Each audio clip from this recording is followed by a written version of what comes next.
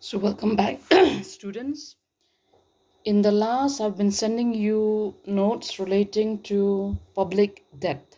Okay, so this is a unit, this is a particular portion from Unit 5 of our paper. If you are given a chance, if you have, some of you maybe have gone through it, I think you've already had an idea what is it all about.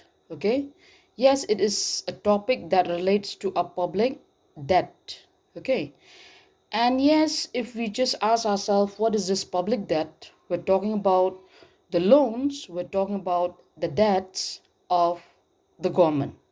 Okay, we being private individual, sometimes whenever we find in case of emergencies, we do need certain sum of money.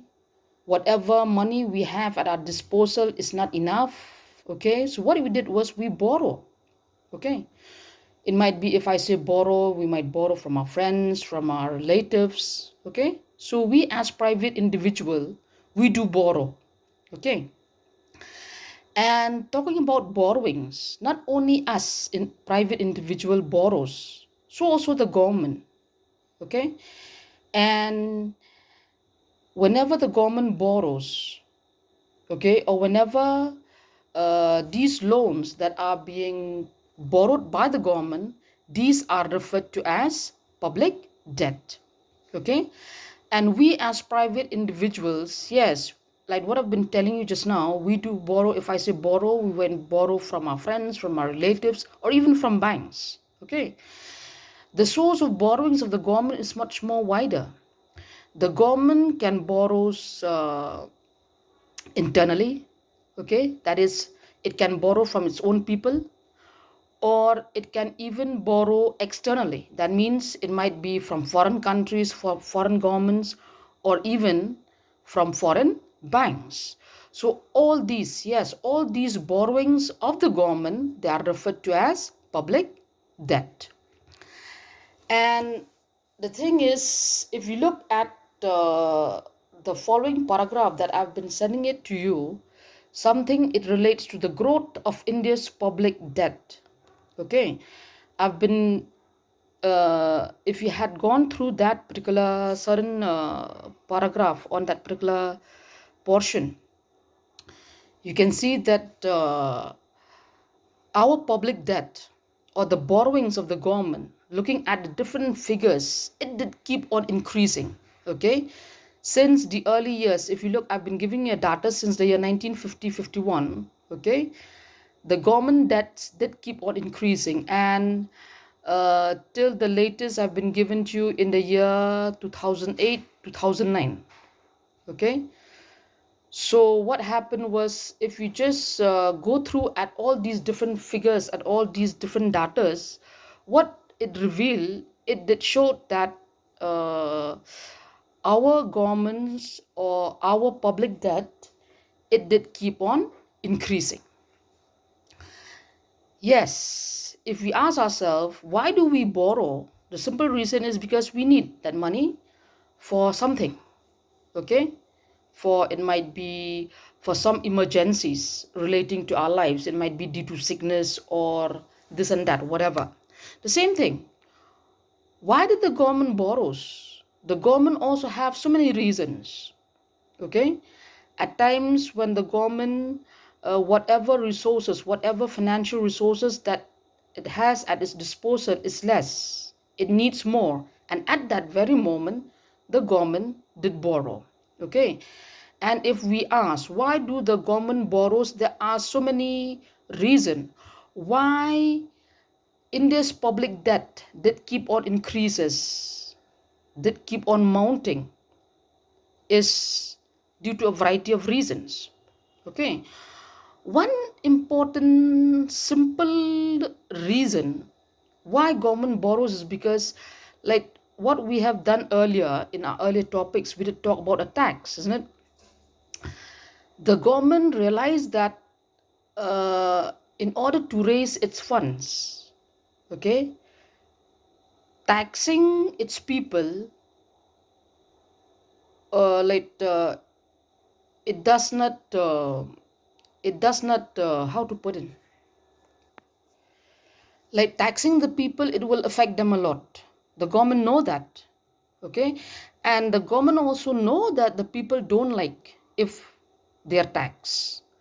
So in order to tax them, what the government did, borrows from them, okay, because what the government realized that people prefer to lend to the government instead to pay to the government in the form of tax. That is one reason. Yes, if you look another, like what I've been telling you, there are so many reasons.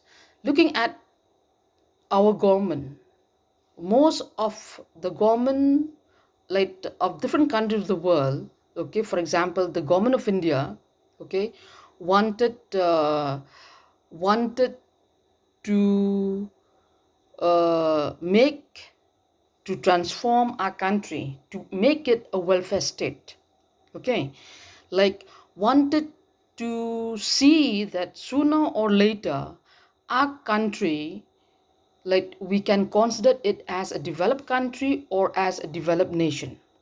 Yes, since we achieved our independence, it seems as if the government has been trying its best. And we can see it that the government of India did grow, even though the rate of growth is quite at a very, the pace is quite slow, but it did shows that it did grow. Okay, so what happened was, yes, the government of India do aim to achieve one important objective, to make our country a developed country, okay, to make our country a welfare country or a welfare state. Okay, how can that be possible? To make a country a developed country, that means the government should make sure like all the people are provided with all the important facilities, with all the important services, so on and so forth. Okay, I think like one important thing, like in order to make our country a developed country or a developed nation, we should have a sound infrastructures. That means we're talking about services, we're talking about the facilities to be provided to the government in any area, be it in term of health, be it in term of sanitation, be it in term of water supply, be it in term of roads, banking, so many more. Okay, so if we just pick up one or two, for example, when let's talk about education. Okay, if we wanted to make our country a developed country, first our government need to educate its people. Okay, how can that be done? That can be achieved only if the government set up schools, colleges, universities in all the different states, in all the different corners of our country.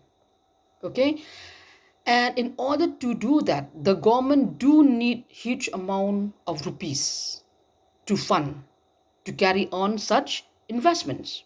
Okay, another thing, the people need roads, and in order to do that, in order to make sure that all the different states, all the different villages are well connected one with the other, there should be a good network of transport and communication. In order to make sure that our people are healthy, strong, having a healthy life, the government should make sure that there is a good network of health facilities, hospitals. Okay, that means if we talk about all these, what the government did, the government do need huge amount of funds in order to fund all these various developmental works or developmental projects. And another thing, like for example, why do our public debt keep on increasing? Yes, we as a country, we do face uh, different types of natural calamities. It might be floods, it might be earthquake, or it might be famines, so on and so forth. Okay, so under such circumstances, the government do need funds, okay, to help those victims. Okay, as of now, we've been facing with this particular problem, this pandemic. Okay, At this particular junction also, what the government did need, the government do need funds, okay, to provide all the financial assistance to all the different hospitals that are there. The government need money. And besides these, what we learn is that there are actually so many reasons, okay, why our government, why India's public debt did keep on mounting. It did keep on mounting is because India do hope to carry on so many developmental works, so many developmental projects, and it aimed that one fine day it can be converted, it can be called as a developed state or a developed nation.